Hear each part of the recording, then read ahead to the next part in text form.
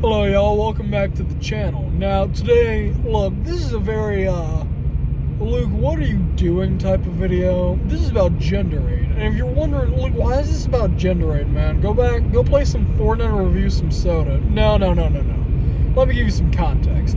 Now you see, I got a coworker, she's got an essay doing 3 hours about Gender Aid, and I'm like, man, I'm just gonna make my own version of this. Because y'all haven't written the essay, let me do this in 10 minutes.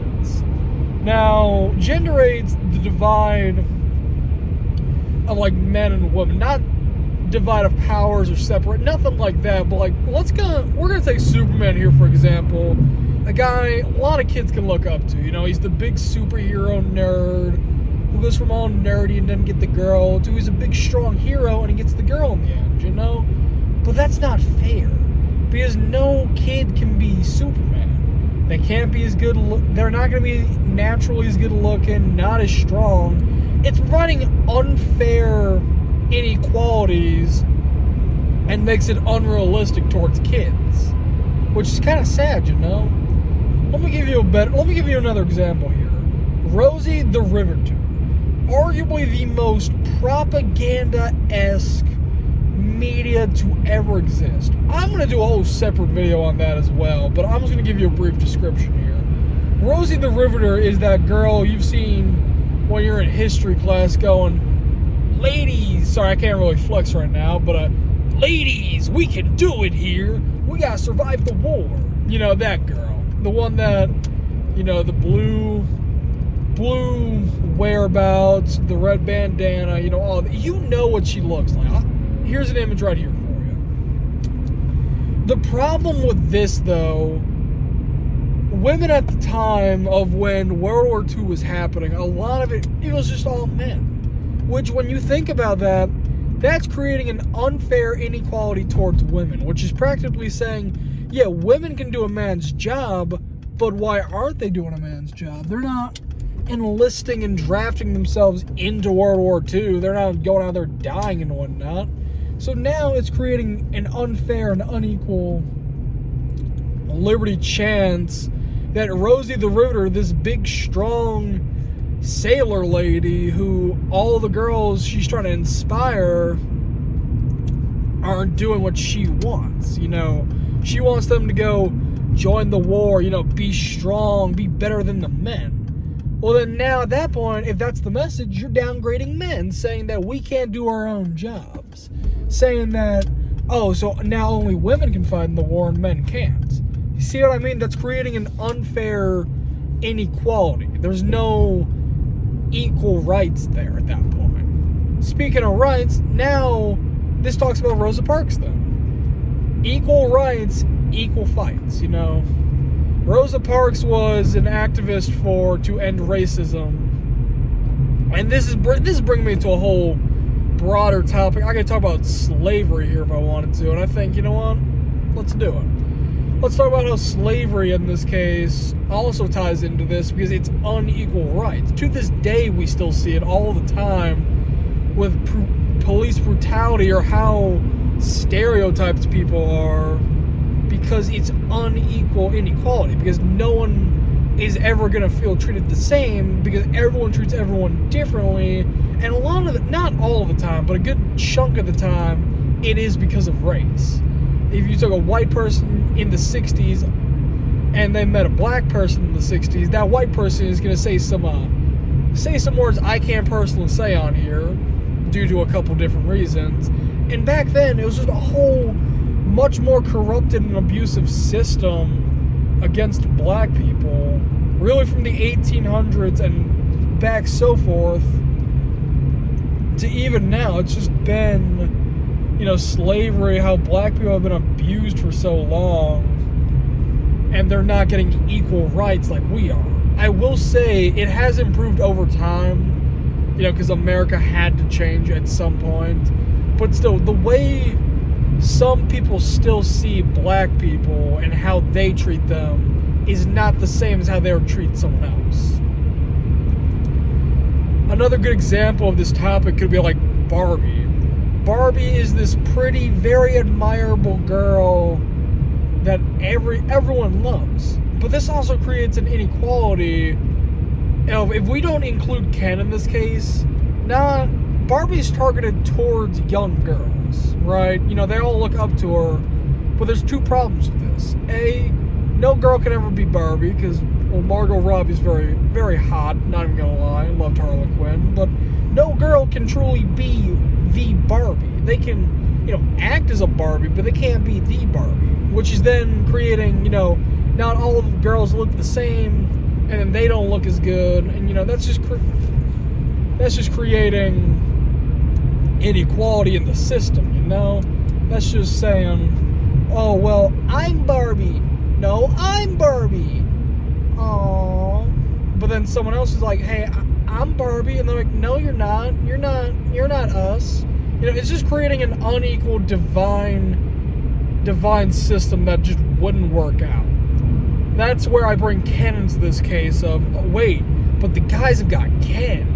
I'm just Ken. One and done, she sees a 10. But again, that's the complete opposite problem. Now it's just vice versa. You have all the guys who can look up and worship him versus all the girls who aren't they're gonna look up to Barbie and, try and be her. But they can't be because they're not Barbie. It's going to create unequalness, make them feel sadder about themselves, potentially give them anxiety and depression, and then, well, it's a whole mess at that point. Now, what's another good argument I could argue here? Let's go into music-wise, about how the whole rap industry and how they sexualize women. That's another good example in this, because then it becomes derogatory towards women and just makes them seem as if they're just sex objects in what I'm talking about. A lot of old school rap, even nowadays, you see these women just so sexualized, like just in clubs, on poles, talk dirty to me, that type of stuff. But in reality, that's not all women. That's just straight up, it almost feels to me as if it's stereotyping in a way versus being realistic.